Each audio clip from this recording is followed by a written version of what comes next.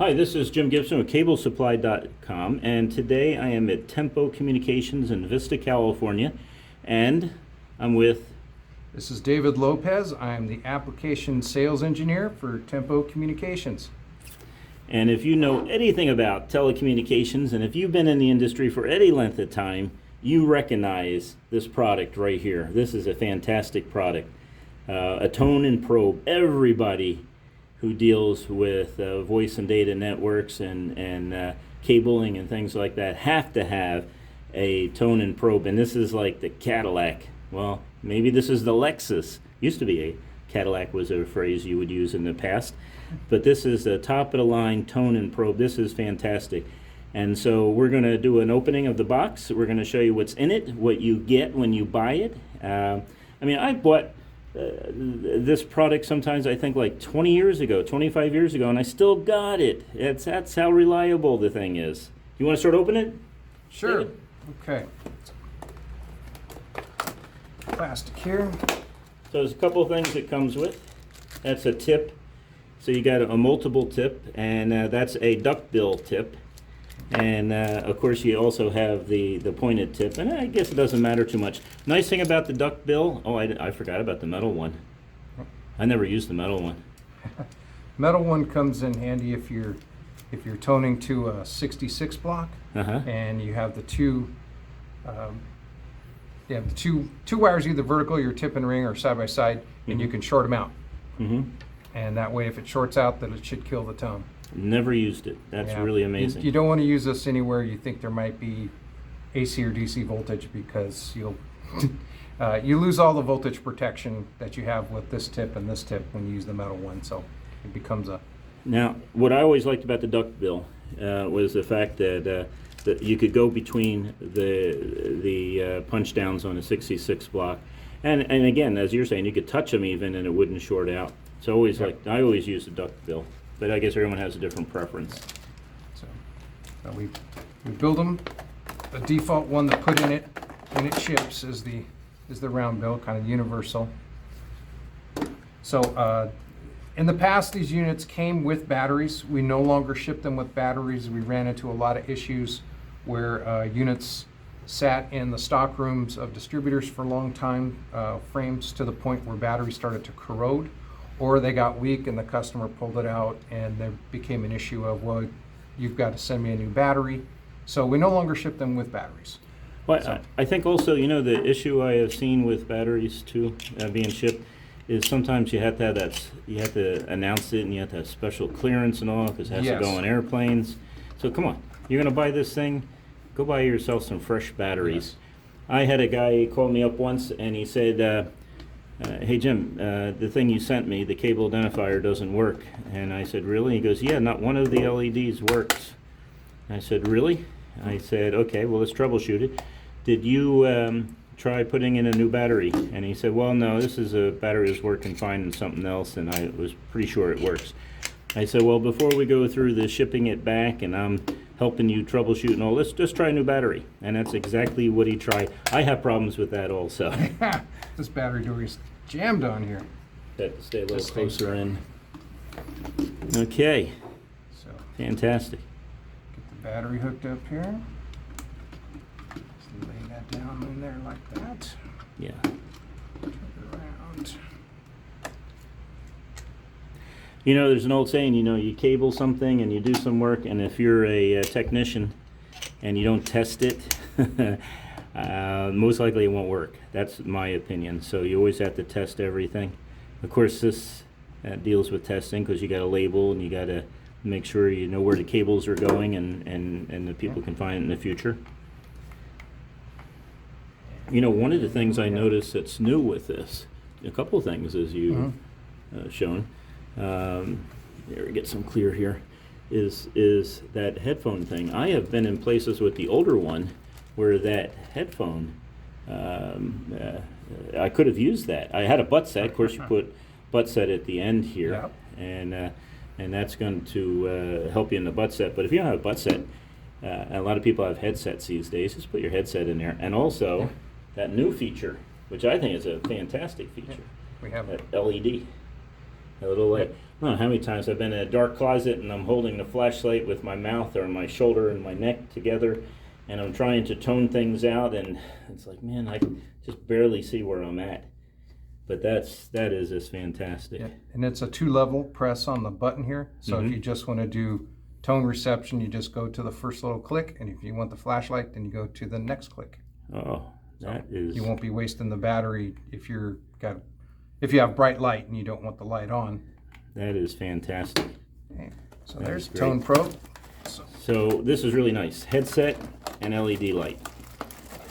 The 200 Back of the case. Here's the carrying case for the unit. Let's get out the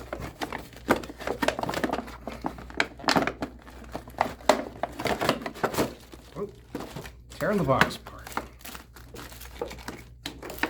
Okay. There is a manual for this unit. It is in the box. 2 of them. There's one for the 77 HP and one for the 200 EP-G. Let's take care of those first. Let's get the. There's a slot here on the back. This is where the manuals go, right here. And it's purposely designed so that it doesn't cover them up all the way, so that they're like this, so that you can see them. Because if you try to stuff them in the pockets up here where the tools go, they won't fit, and these won't be able to go in when you do that.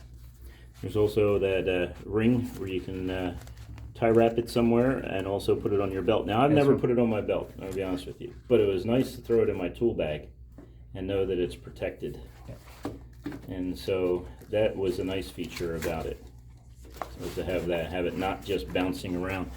And if you're in a truck and and things are bouncing around, this is fantastic. Yeah, that's where I put my extra one too. I stick it way down there. Also include it's actually an RJ45 to RJ45 adapter, and this an RJ11 will fit into this.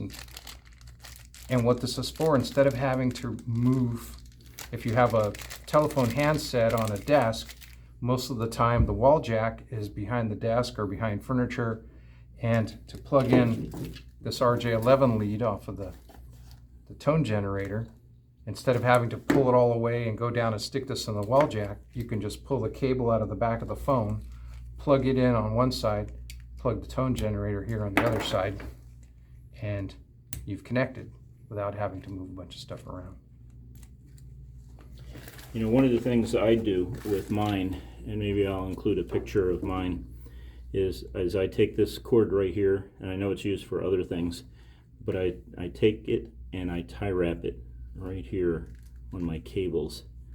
And I'll show you a picture of it if I can find in my toolbox where mine is. Just a small tie wrap right there.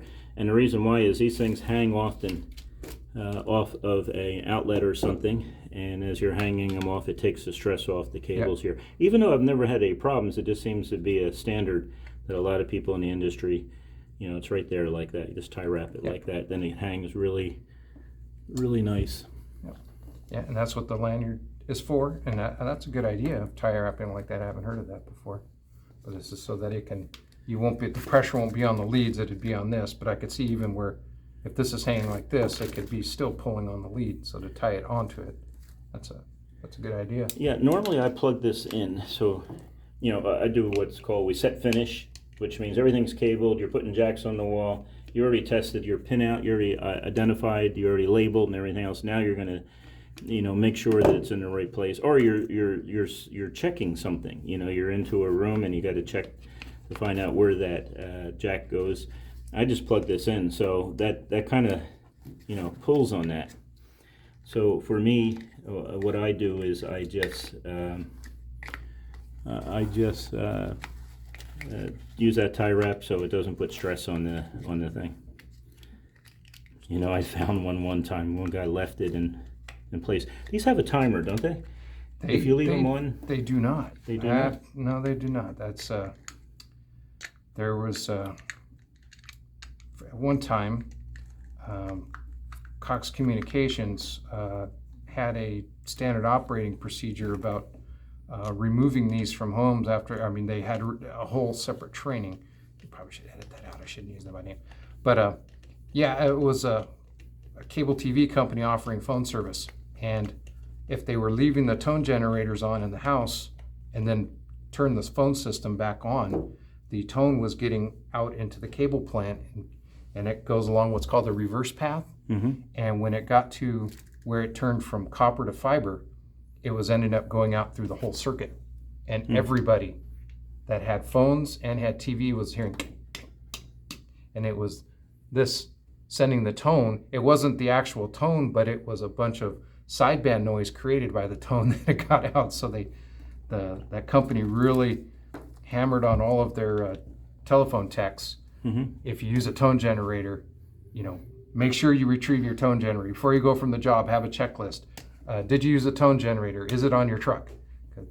Another thing I do is, besides taking a Sharpie and writing my name and phone number on both devices, I also put my name on the inside where the battery is. So, it's obviously mine. Oh, the bed of nails. So you're going to explain the bed of nails? Yes. I love the bed of nails, by the way, because so it's this really particular good. tone generator is a 77HP-G 6A version. So just the 77HP-G version just has regular electronic style alligator clips. These are bed of nails telco clips. They were made by a company years ago called JS Popper. Then they were, sometimes a nickname for them is a popper clip because of that company.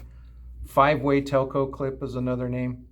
The angle on the nose here is so that you can put them on a 66 block and put one facing down and one facing up.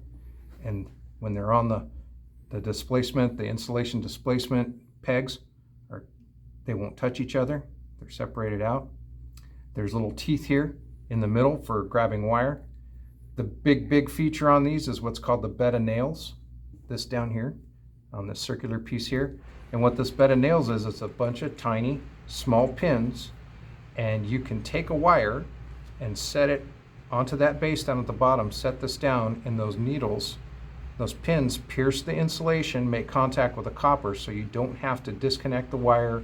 You don't have to go looking for a metal contact. You can just put it in right in the middle of where the wire is going. And you can do it with both of them, make contact on a wire pair without having to disconnect it or connect it to metal. And it's nice. You don't have to skin the thing back or anything else. Yep. You just put that on there. And I usually, with mine, I have to push it. I have to squeeze it sometimes and it goes right in. But what's nice is when you pull it off, there's no marks. It does not damage the cable or anything else. So you're able to attach it and test it. Now, why don't you explain about the two tones? Okay. And the continuity. So there are tune tone settings on this unit. There is a fast warble and a slow warble. I believe it is set to, you push the lead here, I believe it's set to fast warble. Nope, it's set to slow. So that's a slow warble. There's a little lever right here back into this window. You're supposed to be able to get in there and change the switch. I find it very difficult to do that. It's easier just to get a screwdriver. On the older ones, they didn't have that. No, they didn't have it. This was kind of made an improvement on it, but it takes such a small tool to get in there, and the switch itself is very small. They changed the size of the switch, and it's just a safer for. See, here's the size of the switch now. It's very small. Let's Take hear it that one. way, and You turned it up. Let's hear it. You turned it up. so now we have fast warble.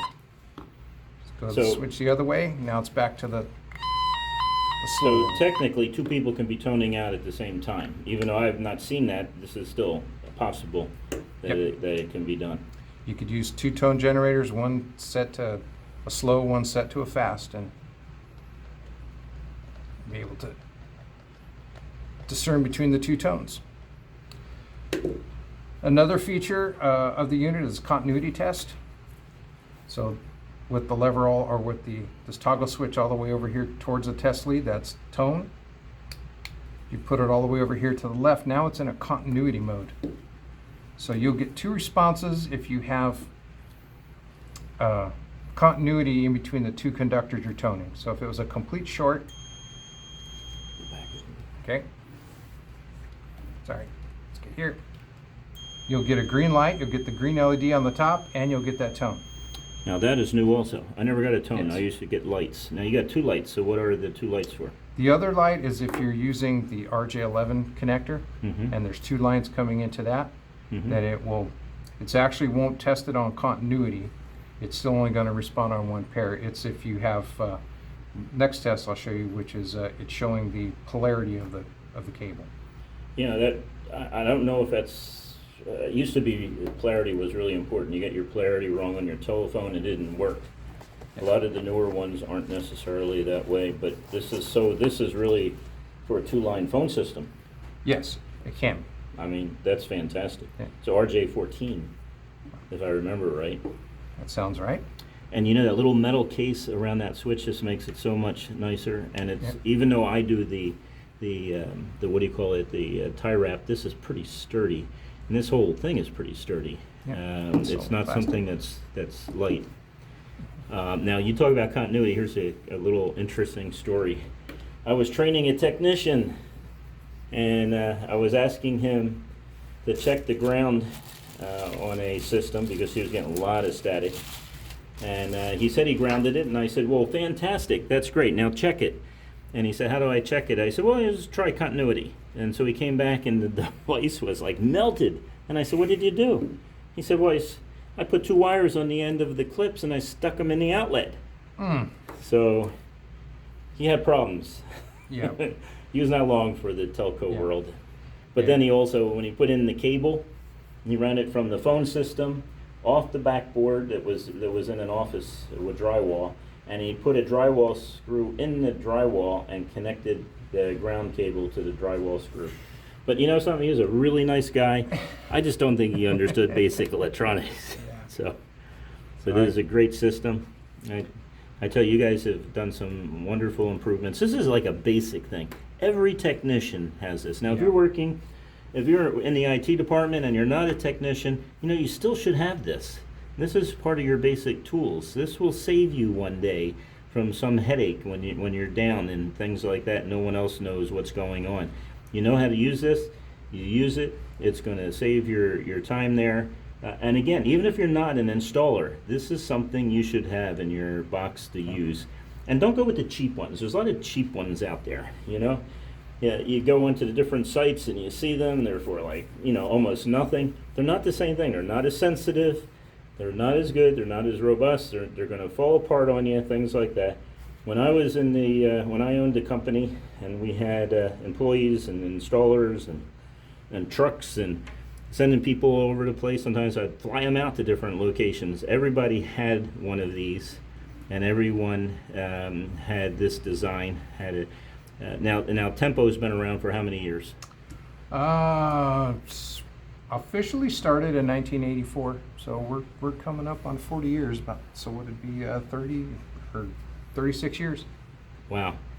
Well, I know this is the brand. I know that's been through. There's been a couple of people that have owned Tempo, so. But this is a fantastic product. This really met all our needs, and it's sturdy enough and strong enough to do the job for many decades. So if you're thinking about one of your basic tools that you want in your toolbox, I would tell you this would be one of the first tools I would get. I mean, it's great to have hammers, not hammers. It's great to have screwdrivers and things like that, and everything else. You know, a drywall saw, all that other stuff when you're doing installs. But there has to be a time where you get something like this, and I'm gonna. So this is Jim Gibson with CableSupply.com. Thank you for watching today. I appreciate it. If you like what you've seen, please give me a thumbs up, and also please subscribe. Always like the subscribing, and when you give me a thumbs up, it motivates me to go make more videos. You have a great day. Bye.